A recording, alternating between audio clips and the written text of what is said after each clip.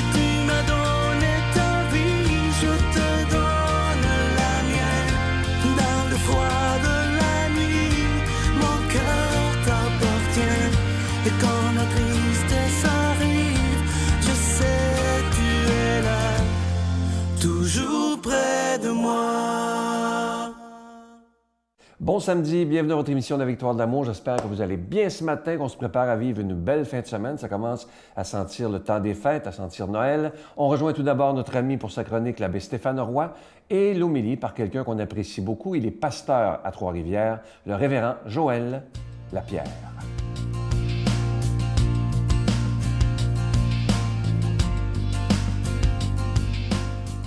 Bonjour à toi, bon samedi. Bienvenue sur les chemins du cœur. Faisant suite à la chronique de la semaine passée, la précédente, tu sais, cela, j'en doute pas, peut te sembler bizarre que je t'invite à découvrir et explorer ta violence. Et j'en suis pas surpris, tu sais, parce que moi, le doux, ça m'a pris du temps à me l'admettre. Tout comme ceux et celles que j'accompagne restent souvent surpris lorsque j'évoque leur violence, quand ils peuvent paraître tellement doux eux aussi.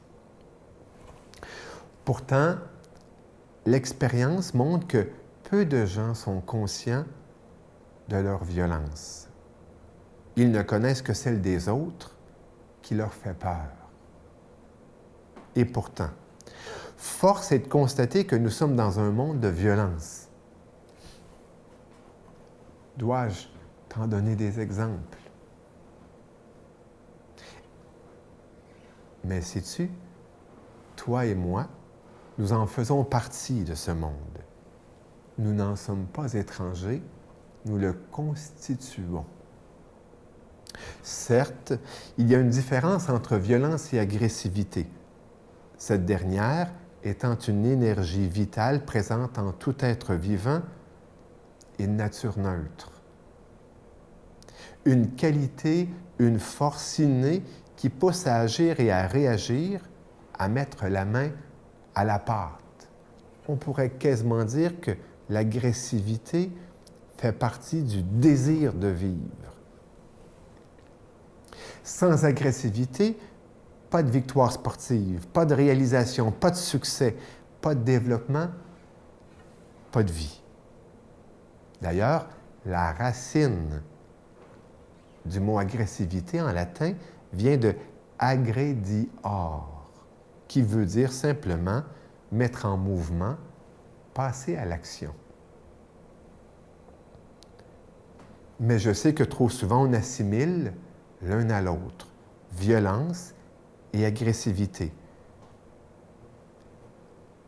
en voyant que le côté négatif, péjoratif. Et si tu as écouté mes précédentes chroniques, tu peux deviner que justement, l'une des sources de notre violence, c'est soit une méconnaissance, une frustration, une castration de notre agressivité, de notre désir de vivre, d'être, de se réaliser, de dire petit à petit ce que Dieu dit. Moi qui suis créé à son image et à sa ressemblance, je suis qui je suis. Le posant souvent comme une question aux personnes qui nous entourent, en ai-je le droit? Ai-je le droit d'être qui je suis, de ressentir ce que je ressens? Ai-je au moins le droit de le dire? À la semaine prochaine. Notre Père qui es aux cieux, que ton nom soit sanctifié, que ton règne vienne, que ta volonté soit faite sur la terre comme au ciel. Donne-nous aujourd'hui notre pain de ce jour.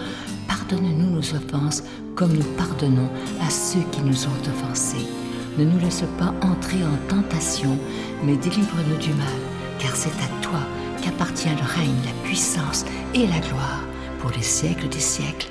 Amen. Je continuerai à croire, même si tout le monde perd espoir. Je continuerai à aimer, Même si les autres parlent de haine, je continuerai à construire. Même si les autres détruisent, je continuerai à parler de paix, même au milieu d'une guerre. Je dessinerai des sourires sur des visages en larmes et je tendrai les bras à ceux qui se sentent épuisés. Oui, je continuerai à croire. Je suis tellement content de vous parler de ce magnifique cadeau du mois, une exclusivité de la Victoire de l'amour. On l'a choisi à cause des temps difficiles qu'on vit présentement, on ne se le cachera pas. Il s'agit du pendentif de Marie, mère de tendresse, priant pour nous, c'est-à-dire qui prie pour nous, qui prie pour l'humanité parce qu'on en a vraiment besoin présentement. Et ce pendentif, il est en acier inoxydable, donc ça ne ternira pas et la chaîne est incluse. Ça se donne vraiment bien en cadeau. C'est avec un don de 25 $. Si vous en voulez deux, avec un don de 40 $. Et je vous rappelle que l'Ange de Noël est toujours disponible également et mon livre, Les Anges Messagers de Dieu, c'est toujours disponible également. Je vous donne l'adresse. La Victoire de l'amour, case postale 120, succursale Boucherville à Boucherville, le J4B 5E6, je vous la redonne. La Victoire de l'amour, case postale 120, succursale Boucherville à Boucherville, le J4B 5E6, également par téléphone, par carte de crédit du lundi au vendredi de 8h30 à 16h30 dans le 514-523-4433, 523-4433 ou sans frais le 1-888-811-9291, 1-888-811-9291 et aussi sur notre site Internet, le www.lavictoiredelamour.org. Alors, je vous rappelle le cadeau du mois de décembre. Il s'agit du pendentif de Marie, qui est notre mère de tendresse. Elle prie pour nous présentement et pour toute l'humanité avec tout ce qu'on vit. Ce pendentif, il est déjà béni. Il est en acier inoxydable et à votre demande, la chaîne est incluse. Merci de tout cœur de ce que vous ferez pour la Victoire de l'amour en cette période difficile. Moi, je vous fais totalement confiance et vous dis merci d'avance de votre offrande spéciale de Noël.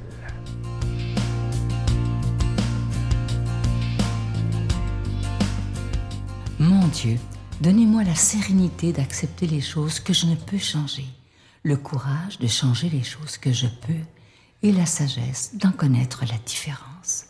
Amen.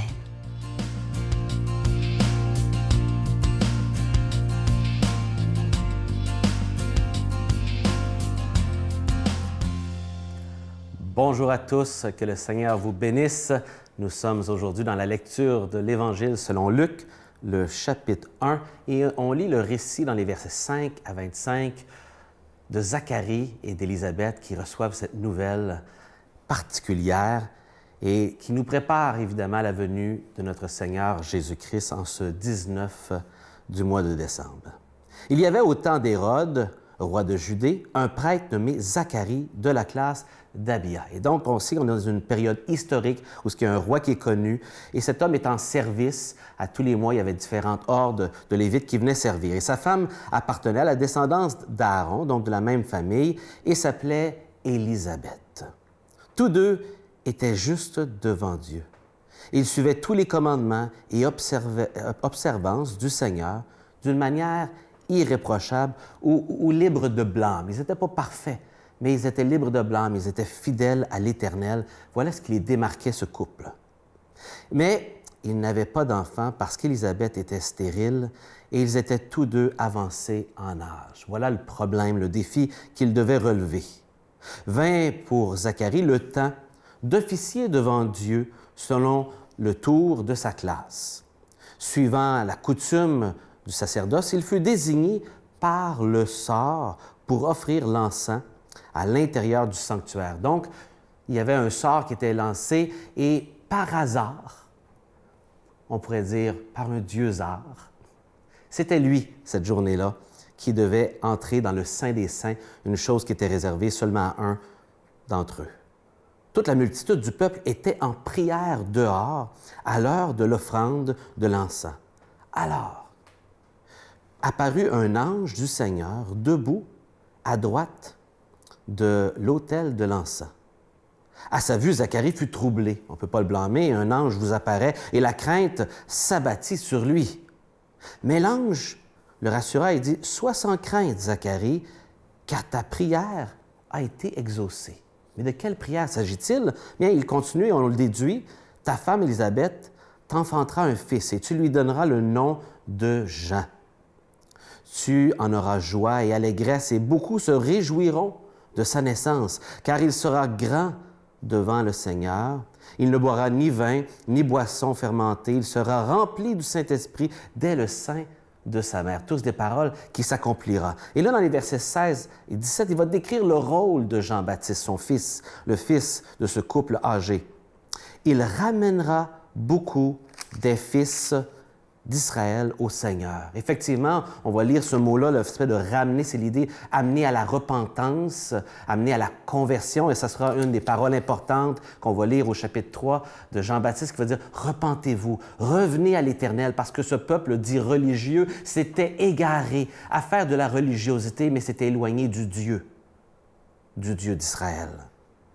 Et il dit « Et il marchera devant lui sous le regard de Dieu avec l'esprit et la puissance d'Élie. » Et donc, la deuxième caractéristique, c'est qu'il aura un ministère semblable dans l'esprit et la puissance de ce prophète Élie bien connu et dont les prophéties parlaient d'un Élie qui viendrait. Bien, c'est lui. Et on dit aussi, pour ramener le cœur, encore ce même mot, ce mot de repentance, de réconciliation, ramener le cœur, un changement profond à l'intérieur va se passer par le message qu'il apportera, ce Jean-Baptiste, ramener le cœur des pères vers leurs enfants et conduire les rebelles à penser comme les justes, afin de former pour le Seigneur un peuple préparé. Voilà son rôle, préparer les gens à la venue du Seigneur et amener une disposition dans leur cœur par le message de l'Évangile. Zacharie dit à l'ange, « En quoi le serais-je? Car je suis un vieillard et ma femme est avancée en âge. » On ne peut pas le blâmer. Abraham a vécu la même chose avec Sarah. L'ange lui répondit, « Je suis Gabriel, qui me tient devant Dieu. J'ai été envoyé pour te parler, pour t'annoncer cette bonne nouvelle. Ah bien, tu vas être réduit au silence et tu ne pourras plus parler jusqu'à ce jour se réalise la prophétie parce que tu n'as pas cru. » Un reproche ici sur manque de foi à mes paroles qui s'accompliront en leur temps. Et donc, quel défi de foi ici? Et on va voir les paroles, et vous pouvez les regarder dans les versets 21 à 25, s'accomplir. Ce qui a été annoncé va s'accomplir exactement et sa femme tombera enceinte et elle aura ce garçon Jean-Baptiste. Mais il termine avec ce reproche, il dit « Tu vas être muet jusqu'à l'arrivée de ton fils » et c'est ce qu'on va découvrir vers la fin de ce chapitre. Il va recouvrir la voix lorsque le fils sera né et qu'il va l'appeler Jean. Un défi de foi. Quel défi de croire dans ce que Dieu dit. Quel défi pour vous et moi de croire en ce Jésus, en celui qui a préparé sa venue, Jean-Baptiste, et de lui céder notre vie. Voilà l'invitation à cette saison de Noël. Que le Seigneur vous bénisse. Bonne journée. Je vous salue Marie, pleine de grâce. Le Seigneur est avec vous. Vous êtes bénie entre toutes les femmes, et Jésus, le fruit de vos entrailles, est béni. Sainte Marie, Mère de Dieu, priez pour nous pauvres pécheurs, maintenant et à l'heure de notre mort. Amen.